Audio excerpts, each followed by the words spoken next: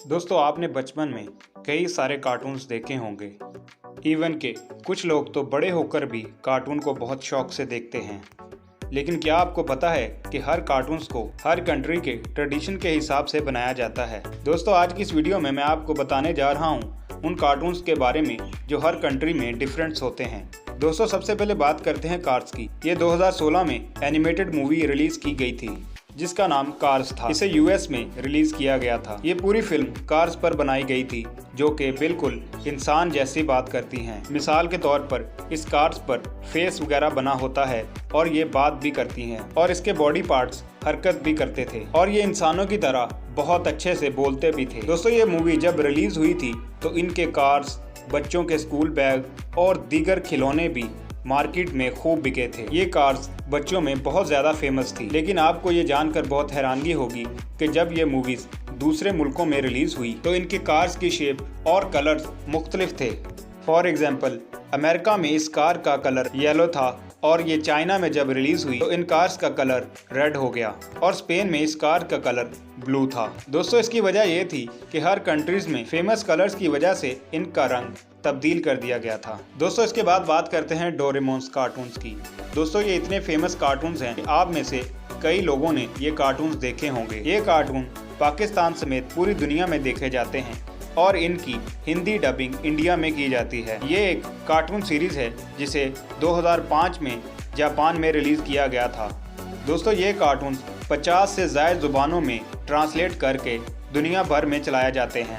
दोस्तों क्या आप जानते हैं कि ये कार्टून दीगर ममालिक में मुख्तलिफ तरह दिखाए जाते हैं और इसके अलावा भी इसमें कई सारे चेंजेस किए जाते हैं। दोस्तों इसकी वजह यह है कि देखने वाले को ये लगे कि ये कार्टून हमारी ही कंट्री के हैं। मिसाल के तौर पर ये कार्टून जब जापान में रिलीज़ हुए तो आपने इस पे देखा होगा कि ये लोग चॉपस्टिक से खाना खाते हैं क्योंकि ये वहाँ का ट्रेडिशन है।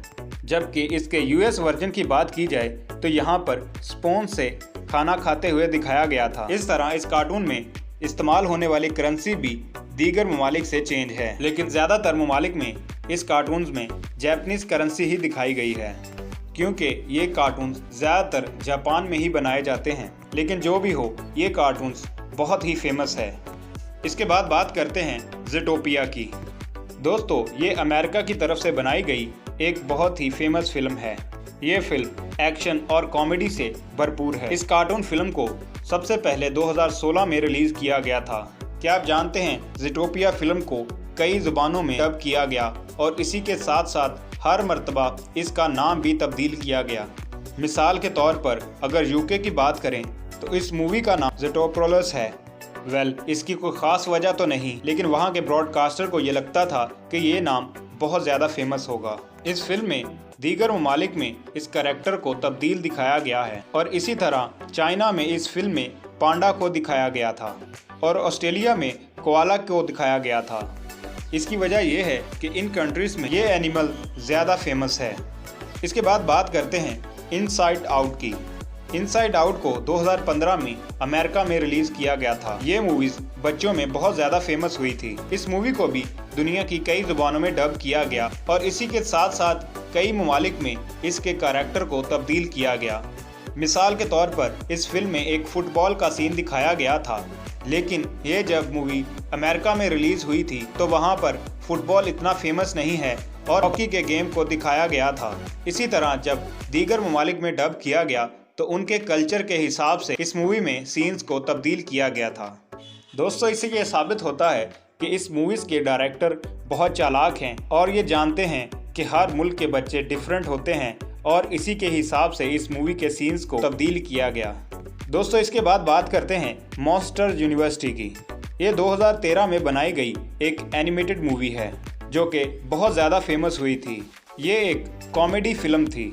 क्या आप जानते हैं इस मूवी में दिखाए गए कई सीन्स को दीगर ममालिक में चेंज किया गया है। इस मूवी के कई सीन्स को दीगर ममालिक में चेंज किया गया है। जिस तरह इस मूवी में एक सीन्स ऐसा भी आता है कि जिसमें एक कप केक के ऊपर लिखा होता है, लेकिन दीगर ममालिक में ऐसे इंग्लिश पढ़ी नहीं जाती, तो डायरेक्टर ने बड़ी चालाकी के साथ इन कप केक के ऊपर इमोजीज वगैरह बना दी।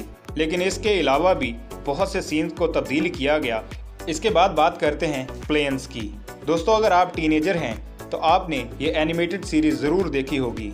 इसका नाम प्लेन्स है और ये फिल्म कॉमेडी से भरपूर है। वैसे तो ये मूवीज़ बच्चों के लिए बनाई गई थी, लेकिन इसे बड़ों में भी बहुत मकबूलियत हासिल हुई। इस मूवी को कई ममालिक में डब किया गया और उसी के साथ साथ इसका नाम भी तब्दील कर दिया गया और इसके साथ साथ इसमें जो कैरेक्टर दिखाए जाते हैं उनका कलर भी चेंज कर दिया गया था। जिस तरह इस मूवी में मौजूद कैरेक्टर का नाम दीगर ममालिक में जब डब की गई तो इनके नाम भी तब्दील कर दिए गए। इन चीज़ों को बदलने का मकसद उन कंट्रीज़ का ट्रेडिशन है, इसी वजह से इनमें ये तब्दीलियाँ की गई। इसके बाद बात करते हैं रैकेट रैग की। दोस्तों, आपने देखा होगा कि बच्चों के लिए बनाए गए कार्टून्स या मूवीज़ में कैरेक्टर का कलर और उनकी ड्रेसेस वगैरह को बच्चों के लिए मद्देनज़र रखकर डिज़ाइन किया जाता है।